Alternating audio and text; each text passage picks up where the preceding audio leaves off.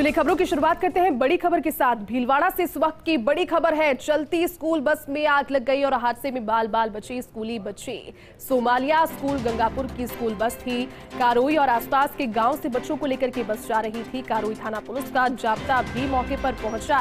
Highway की patrolling team आग बुझाने का प्रयास कर रही है। गुरला टोल नाके के पास यह हादसा हुआ। भीलवाड़ा उदयपुर राजमार्ग की घटना है और तस्वीरें भी। ये तस्वीरें इतना डराने के लिए काफी है क्योंकि स्कूली बस में संभवतः इस तरह का पहला हादसा, क्योंकि देख रेख के अभाव में अगर ये बस इस तरह से जली है या फिर कोई और इसमें कारण है तो एक बड़ी और घोर लापरवाही उन बच्चों की जिंदगी के साथ जो कि इस बस में सवार थे। चलती स्कूल बस में आग लगी, इसमें बच्चे सवार थे बाल बाल, हालांकि स्कूली बच्चे बच गए। और इस पूरे हादसे में सबसे राहत भरी खबर यही रही कि स्कूली बच्चों को बाल बाल बचा लिया गया, क्योंकि जिस तरह से उसके बाद में इस बस का हश्र हुआ है वो देखकर आप अंदाजा लगा सकते हैं कि कितना ज्यादा भयावह यह हादसा और हो सकता था। चलिए पूरी जानकारी के साथ सहयोगी नवीन का रुख कर लेंगे। भीलवाड़ा से इस वक्त जुड़ चुके हैं हमारे साथ नवीन। एक स्कूल बस में आग लगी है, क्या वजह? और सबसे बड़ी बात तो ये कि उस वक्त कितने बच्चे उसमें सवार थे? अभी सब सकुशल है ना?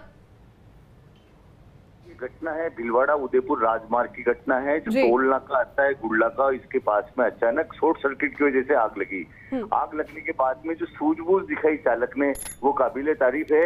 उसने सूझबूझ दिखाते हुए सबसे पहले बच्चों को बाहर निकाला। धुआं उठने लगा था तभी, और उसने बच्चों को बाहर निकाला, सुरक्षित स्टाफ को बाहर निकाला। करीब जो जय थे, आपने एक सवाल पूछा कितने बच्चे शामिल थे इस बस में सवार थे, करीब के आसपास बच्चे सवार थे। इसके अलावा स्टाफ के करीबन 3 से 4 लोग सवार थे। ऐसे करके करीब 20 लोग इस बस में सवार होने की बात सामने आ रही है।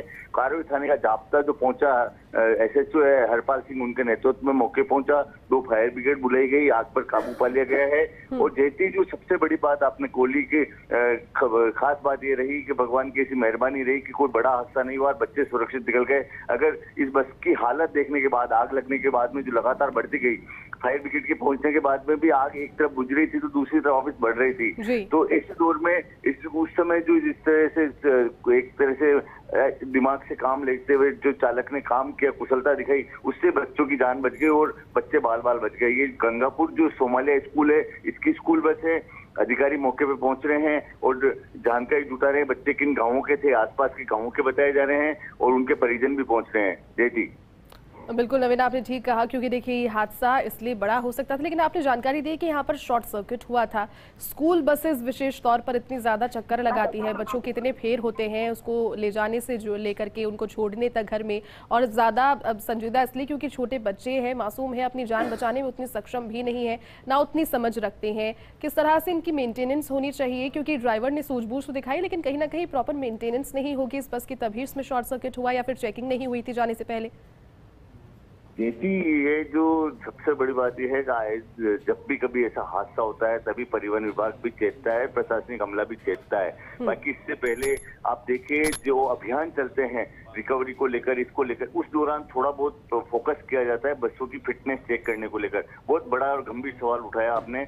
उसके बाद में पूरे साल भर सारे लोग इन फाइलों को वापस बसों में डाल देते हैं। ये फाइल वापस धूल फांकती रहती है कार्यालयों में। अगर इनकी लगातार मेंटेनेंस को लेकर, फिटनेस को लेकर जांचें होती रहे स्कूल बसों की, बाल वाहिनियों की, तो ऐसे हादसे नहीं हो और बच्चों की जान जोखिम में नहीं रहे, बच्चे मौत के मुंह में खड़े होकर और सफर नहीं करें। जय जी। बिल्कुल नवीन, ये ठीक बात है, क्योंकि लगातार देखिए ऐसी बसेस जब इतने फेर करती है तो उनकी प्रॉपर मेंटेनेंस भी होनी चाहिए। और फिटनेस का आपने जिक्र किया, एक तरीके के प्रावधान भी हैं और इससे पहले भी 2-3 बार ऐसे हादसे, हालांकि आग लगने के नहीं लेकिन अब एक्सीडेंट्स के और ब्रेक फेल होने के जब सामने आए थे तो ये शिक्षा विभाग की ओर से एक गाइडलाइन जारी की गई थी बसेस के लिए। बिल्कुल, शिक्षा विभाग बराबर गाइडलाइन जारी कर रहा है, करता भी है, बराबर मॉनिटरिंग की बात भी होती है। ऊपर का अमला मॉनिटरिंग की बात करता है, मगर नीचे का अमला उन फाइलों को लेके एक बार बस फिटनेस के लिए बात करता है, नोटिस दे देता है स्कूल को, स्कूल प्रबंधन उस नोटिस का जवाब दे देता है और उसके बाद में इतनी हो जाती है। जिसको कह सकते हैं प्रॉपर मॉनिटरिंग जो नीचे स्तर तक केवल विभागों के, जो परिवहन विभाग, खास तौर से परिवहन विभाग को मैं इस बात में बात करूंगा कि परिवहन विभाग केवल जो अभियान चलते हैं उस दौरान ही अपने ड्यूटी को स्कूल वाहिनी और स्कूल बाल वाहिनी को लेकर। बिल्कुल, तो नवीन ये साझा प्रयास होना चाहिए स्कूल प्रबंधन के और इससे भी, और लगातार इनकी फिटनेस पर जांच भी होनी चाहिए। बहुत बहुत शुक्रिया, आगे बढ़ेंगे। बाराबंकी से खबर।